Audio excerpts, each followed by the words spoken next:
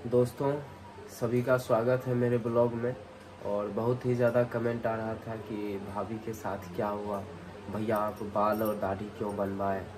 तो हम सभी के कमेंट का जवाब नहीं दे पाए, इसीलिए सोचे एक वीडियो बना करके डाल देते हैं। और एक्चुअली में सच्चाई क्या थी और भाभी के साथ क्या हुआ, हम पूरे परिवार उलझन में कैसे पड़ गए, वजह क्या थी, बता देते हैं। भाभी मेरी प्रेग्नेंट थी, ये तो सब लोग जानते हैं।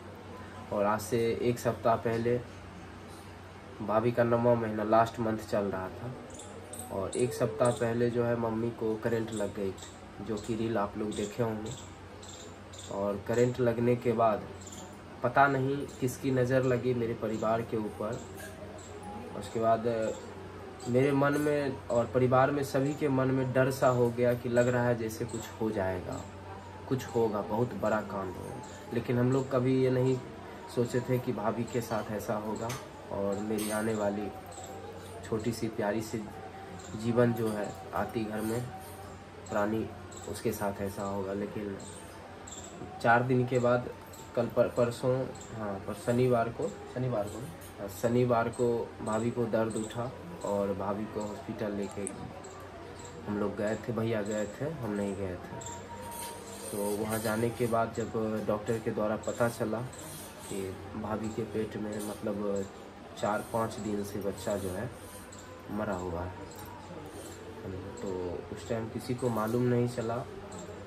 और भाभी को शायद इससे बहुत ही ज़्यादा तकलीफ़ झेलना पड़ा, क्योंकि इनका बचना बहुत ही मुश्किल था। हम नहीं चाहते कि मेरे दुश्मन को भी भगवान ये दिन देखने के लिए दे कि किसी भी औरत, किसी भी लड़की के साथ ऐसी घटना हो कि बच्चा जन्म देने से पहले उसके पेट में उसका 9 महीना का जो है पालन पोषण करने के बाद उस बच्चे का मुंह ना देख सके।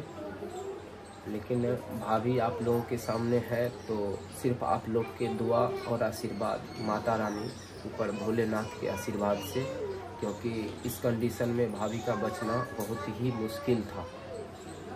और समय जब खराब होता है ना, संकट जब आती है तो लगातार चलते रहती है।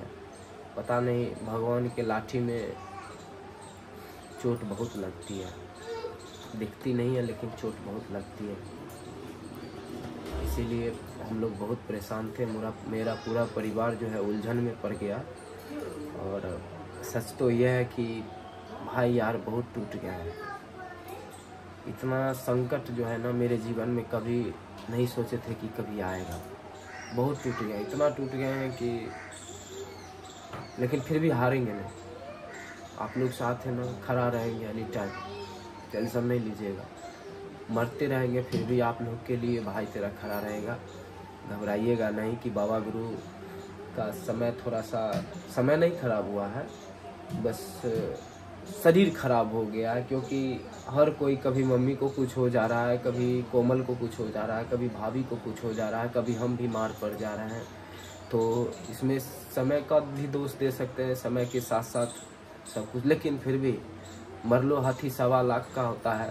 इसीलिए हम आप लोग के लिए एनी टाइम खड़े रहेंगे। बस आप लोग भगवान से दुआ कीजिए कि मेरा परिवार, मेरा घर, मेरा गांव समाज एनी टाइम सुरक्षित रहे, स्वस्थ रहे।